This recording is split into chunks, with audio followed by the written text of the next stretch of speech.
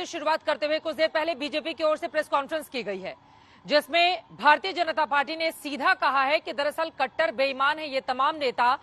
Court ने bell दी है, लेकिन बाहर आकर अपने आप को ऐसे प्रस्तुत कर रहे हैं जैसे कि बाइज्जत बरी कर दिया गया हो। क्या है इस पर जवाब आपका, कुलदीप कुमार जी? देखिए चित्रा जी, पहली बात तो ये कि भारतीय जनता पार्टी पूर्ण रूप से भ्रष्टाचार में डूबी हुई है और इस बात का खुलासा इस देश के सामने हो चुका है कि शराब घोटाला किसकी शय पे हुआ।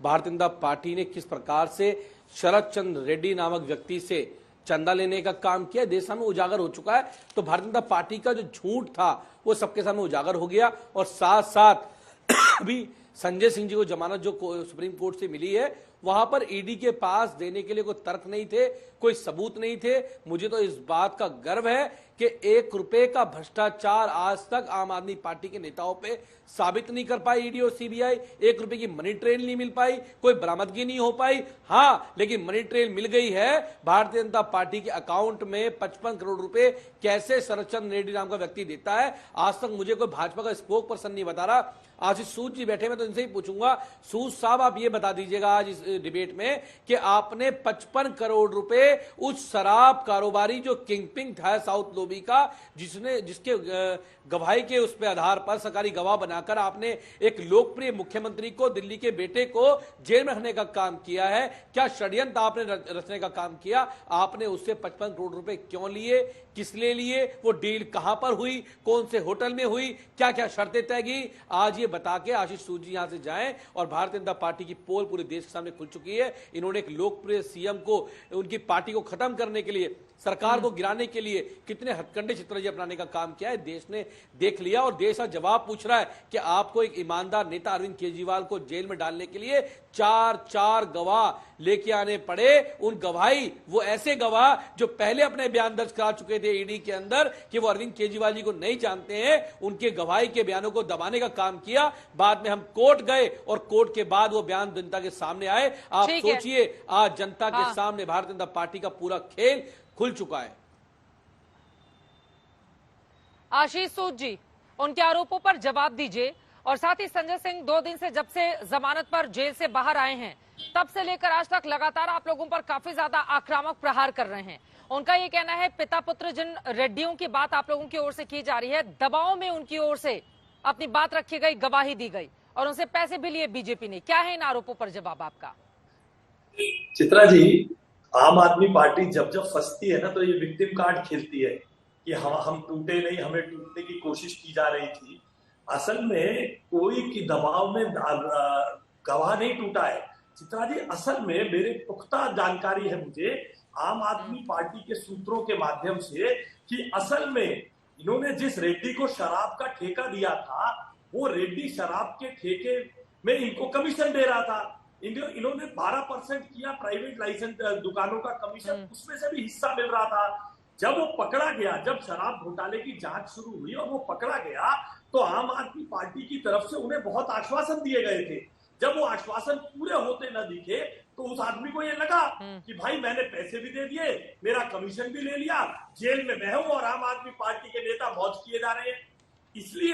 इसलिए ये लोग अब ये विक्टिम कार्ड खेल रहे हैं कि पहले 10 बयान तो उसने इसलिए नहीं दिए क्योंकि इन्होंने कहा साहब हमारी बड़ी पहुंच है, हमने इनके घर से ईडी के लोगों के सबूत मिले, इन्होंने ईडी के लोगों को खरीदने की कोशिश की, ऐसे सब सबूत मिले, इनके लोग पकड़े गए।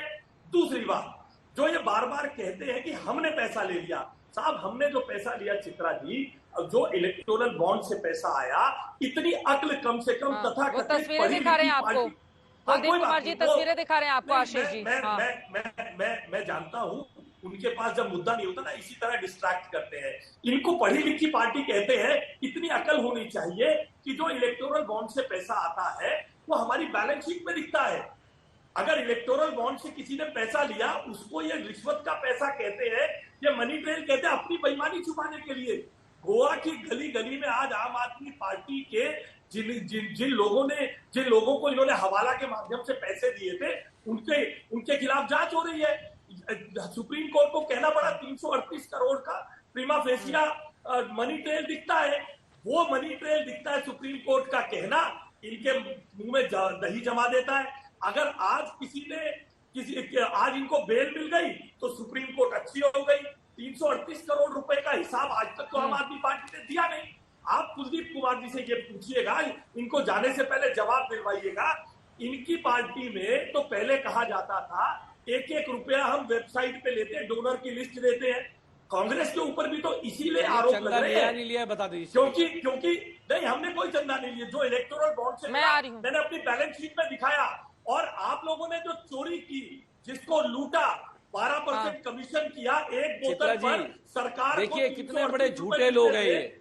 आपके चैनल पे बैठ के बोल रहे हैं कि इन्होंने चंदा नहीं लिया। चित्रा जी देखिए, ये अनफेयर है। देखिए झूठ देख लीजिए, बोलेंगे अपनी बारी पर। आप ही बताइए लिया नहीं लिया। चित्रा जी को आप ही बता दीजिए। मैं तो सबूत अपनी बारी में एक बार उनकी बात हो जाए। कुलदीप जी एक बार उनकी बात हो जाए, आशीष जी की बात हो जाए प्लीज। उसके बाद मैं आ रही हूँ आपके पास, एक एक करके अपनी बात रखेंगे। एक बार वो अपनी बात पूरी कर ले, उसके बाद कुलदीप जी आ रही हूँ जल्दी से। जी बोलिए। जो एक टीम है कांग्रेस, उसके साथ भी ऐसा ही हुआ। उन्होंने कैश पैसा लिया, जिसके कारण इनकम टैक्स का मामला उनके ऊपर बना। अब इन्होंने भी कैश में पैसा लिया। आजकल चित्रा जी कौन भ्रष्ट आदमी अपने घर में कैश का पैसा रखता है? इन्होंने पैसा लिया और इधर उधर खर्च किया अनाप शराब अपने चुनावों को फंड करने के लिए, दिल्ली की जनता का पैसा लेकर अपनी आगाध राजनीतिक महत्वाकांक्षा को पूरा करने के लिए। 338 करोड़ रुपए, 338 करोड़। ठीक है, आप अपनी बात को आगे बढ़ाइएगा कुलदीप जी जल्दी से। एक तो इस पूरे मामले में देखिए कि कविता भी आप लोगों के साथ ही लपेटे में है और उनके खिलाफ अब मुश्किलें बढ़ती हुई दिखाई दे रही है। सीबीआई उनसे पूछताछ करेगी। और दूसरी चीज देखिए, सत्येंद्र जैन हो, उनके ऊपर हवाला घोटाले के जो भी आरोप लगे, वो कितने महीनों से जेल में है। बीच में थोड़े दिन जमानत पर बाहर आए थे, फिर उनको जेल वापस जाना पड़ा। मनीष सिसोदिया 13 महीने से जेल के भीतर बंद है। अरविंद केजरीवाल जी को भी जेल जाना पड़ा। आप लोगों को समझ में आ रहा है? नहीं, एक सेकंड मेरी बात सुनिए। संजय सिंह जी यकीनन बाहर आ गए हैं बेल पर, लेकिन आपके ही कई बड़े नेता अभी भी जेल के भीतर ही हैं। इस बात से कैसे आप इनकार करेंगे? तो कोर्ट बार बार अगर ये देख रहा है, जांच रहा है, तो आपके नेताओं को राहत क्यों नहीं दे रहा है कुलदीप जी? ये भी तो बड़ा सवाल है ना। चित्रा जी देखिए, वो भी सब बाहर आएंगे, समय लगेगा, सब बाहर आएंगे। दूध का दूध, पानी का पानी होगा। एक में हो चुका है, संजय सिंह जी के खेल में, उस केस में हो चुका है कि दूध का पानी का पानी हुआ। ईडी एक भी एविडेंस, ईडी एक भी मनी ट्रेल आज तक रख नहीं पाई। और अगर ईडी ने अपोज किया होता तो मुझे लगता है कि सेक्शन 45 पीएमएलए के अंदर ये केस भी खत्म हो जाता, ये केस भी कमजोर पड़ जाता। आशीष जी प्लीज, जैसे अब वो आपके बीच में बोल रहे थे, आपको आपत्ति थी, तो फिर आप भी उनके बीच में मत बोलिए, वो भी ध्यान रखेंगे आगे से प्लीज। आशीष जी बोलिए कुलदीप जी। चित्रा जी इन्होंने कहा इलेक्ट्रॉन बॉन्ड के अंदर हमने चंदा नहीं लिया। अभी आपके चैनल पे कहा 55 करोड़ रुपए का चंदा लिया है। मैं नहीं कह रहा हूं, ये एसबीआई ने जो डेटा सुप्रीम कोर्ट को दिया है वो बैलेंस शीट कह रही है। और वो चंदा ऐसा नहीं होता इलेक्ट्रॉन बॉन्ड का, पहले भाजपा के बाद जाता है, बाद में चेक होता है, उसके बाद कैश होता है। इन्होंने कैश कराया एक शराब कारोबारी से, एक शराब के व्यापारी से, एक किंगपिन से, एक मुख्यमंत्री को फंसाने के लिए इतना षड्यंत्र, एक लोकप्रिय मुख्यमंत्री को खत्म करने के लिए इतना षड्यंत्र देश के अंदर रचा गया। अगर इसकी ईमानदारी से जांच हो गई, भारतीय जनता पार्टी के बड़े से बड़े नेता इसके अंदर जेल के अंदर होंगे कि इन्होंने कैसे एक देश के लोकप्रिय मुख्यमंत्री को फंसाने के लिए षड्यंत्र रचने का काम किया, क्या प्लानिंग करने का काम किया। चित्रा जी देश ने इसको देखने का काम किया। और दूसरी बात, इन्होंने एक ये बोल रहे हैं, ठीक है, ये मुझे एक बात बता दें, क्या रिकवरी आज तक हुई, क्या पैसा मिला, ₹6 करोड़ रुपए भाजपा के एमएलए के घर पे मिले, वो नोटों के ऊपर सोता था। 62 विधायक है, ठीक है, 62 विधायकों से एक हजार व्यक्ति इनकी विधानसभा से नहीं आया दिल्ली की सड़कों पर। जिस लोकप्रिय मुख्यमंत्री की लोकप्रियता की गाथा ये गाते हैं, और जिस दिन इन्होंने जेल बंद किया, जेल भरो आंदोलन किया, उस दिन दिल्ली में 300 से भी कम लोग, जिसमें 29 लोग पंजाब से थे। जिस दिन रामलीला मैदान नहीं, राजघाट से लेकर रामलीला मैदान, आईपीएल से लेकर राजघाट और आईपीएल से लेकर राजघाट तो रोड भरे हुए थे। आंखें खुल गई भारतीय जनता पार्टी की आंखें।